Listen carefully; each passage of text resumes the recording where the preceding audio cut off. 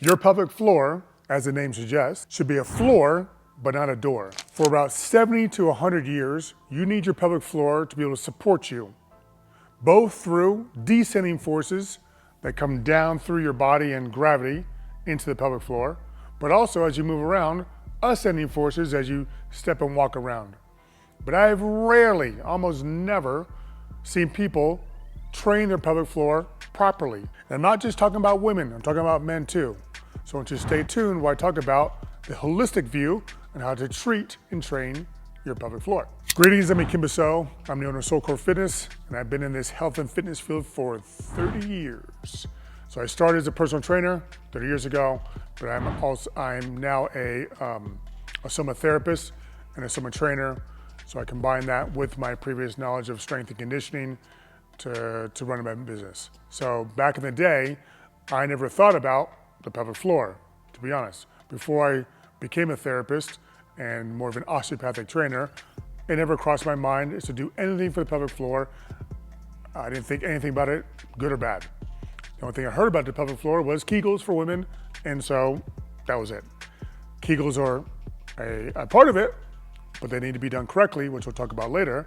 But there's a lot of other places in your body that have direct and indirect connections that affect the pelvic floor.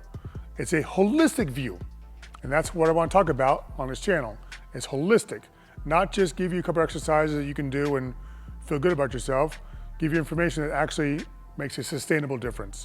So if you want to hear more about this type of view and information, then subscribe to the channel and hit that bell. If you like this video, please give it a thumbs up and then share with your friends. All this will tell the YouTube algorithm gods that, hey, this is a good channel, this is a good video, so I can communicate to more people and help more people. I'll put a video about once a week, and that's it. See you then. Having a dysfunctional pelvis and pelvic floor can cause a lot of issues, especially for you women. You guys have very little space in your pelvis, and so if anything's off or not working properly, it can very quickly lead to some sort of visceral problems. Now this can happen for men too, but we've got more space, so we have more room for error. That doesn't make it right to be dysfunctional, but we have more room for error. Now, it's not just visceral problems that can be affected by a bad pelvic floor. Your strength and mobility and conditioning can be very much affected by a bad floor. Your pelvic floor, your pelvis, connects the upper body and lower body. So if the pelvis is off, if the floor is off, it's going to have the lower body come into a bad floor or ceiling and have the upper body sit on a bad floor. The example I was given is this. Imagine you're in an apartment and you look over and you see that your refrigerator door is slightly ajar. You're like, well, that's not good. And so you go through and try and fix it manually, and you hire somebody and you do all these different techniques to make sure the door stays shut, but it doesn't really totally close, and you're at your wit's end. But all of a sudden you look down and you notice that the floor is slanted. Well, the door was open because the floor was not balanced and it had the door keep opening. So the more appropriate way to address the door being open is to fix the floor. It's the exact same thing in your body, right? You don't want to just think that you can work in a certain area and not have the pelvis affected. So what do, right? Do you just do Kegels all day long? Well, no, but before that, I want to talk about all the different parts of the pelvic floor so you can get a bigger view on what to look for. So the pelvic floor is not just your levator knee and your coccygeus. You can in fact break down the levator knee into three muscles: your puborectal, pubococcygeus, and iliococcygeus. Those three, which makes up the levator knee, along with the coccygeus, and then your piriformis and obturator internus, which make up the posterior and lateral walls, all form the pelvic floor. Those are the pure muscles, right? Levator knee and those three muscles, coccygeus, piriformis, and obturator internus. But you want to think about the muscles that also work with those. So just outside the sacrum, on the backside, is your deep glute max, because the piriformis attaches to the front part of the sacrum. Let's go this way. Front part of the sacrum, the glute max attaches to the back part. So if I want to have a good balancement here, I need to work the glute max as well. And then you have your iliopsoas muscle. So iliopsoas muscle, part of it is the attachment on the inside of the hip, the ilio part. That muscle runs always from your hip into your pelvis, like literally through the pelvis, and onto your spine. Now, those are a lot of muscles. There's not all of them, but there's a good amount of muscles. But you also think about the fascia, which includes the ligaments of the body. So the ligaments are the intelligent part of the body. They allow the body to do smarter movements and perform smarter activities. Some main ligaments you want to think about. One is Cooper's ligament. So it's a fascia that goes inside your pelvic floor called Cooper's, but directly outside the pelvis, it attaches to your pectineus and the pectineal fascia. It's literally the same fascia. They just change the name as you go inside. So that's an important one. You also have your pubofemoral ligament, which means it's a ligament that goes from your hip towards your pubis, right? It goes inside the pubis, also with the Cooper's ligament. And then you have a big, gigantic ligament called your sacrorectal, genital, vesical, pubic ligament.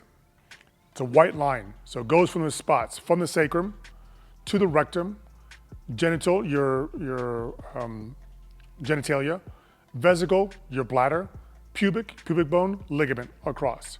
That same ligament attaches to your ALL, which is your anterior longitudinal ligament. It's a ligament that runs at the front of your spine. So that sacrorectal, genital, vesical, pubic ligament all runs all the way up to your skull. And on the way up to the skull, it also diverges and connects to your diaphragm.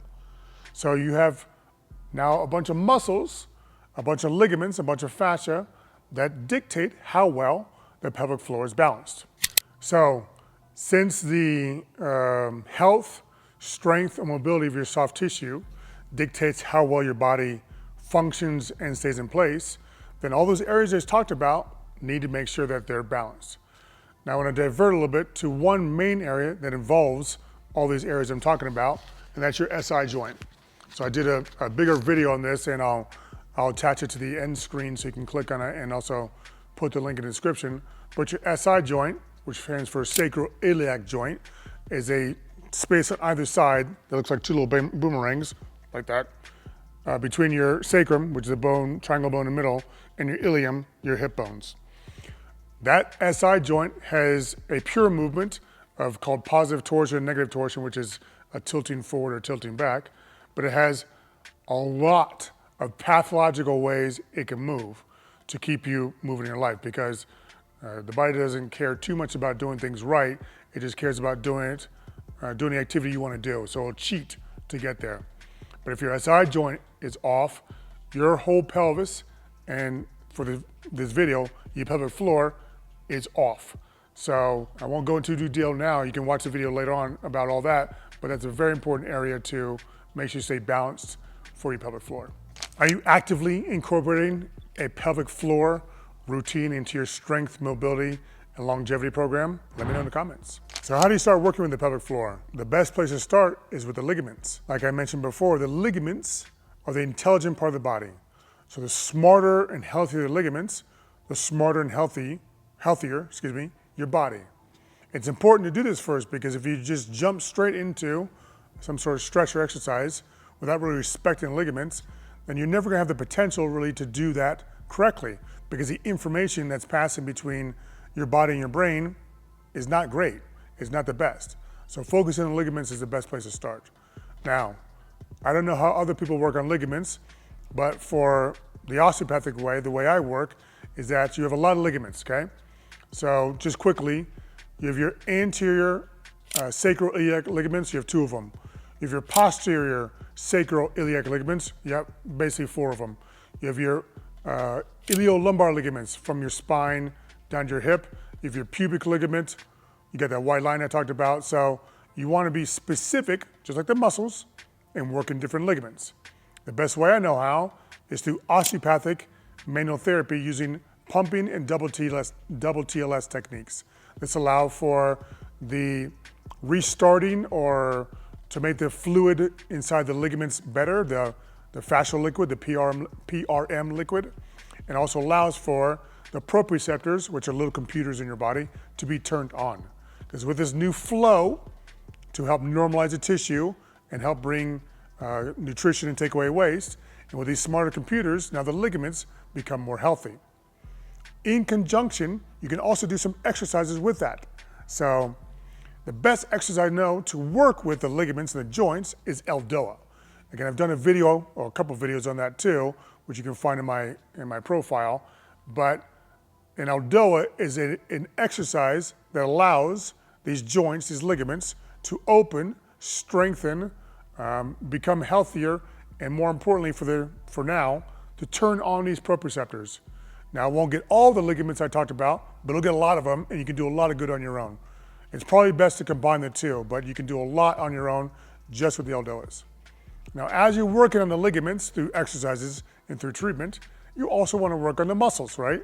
So all those muscles I talked about at the beginning of the video, you want to work in their pure movements. You want to work on that piriformis, the obturator internus, the glute max, more toward the medial fibers, the psoas potentially.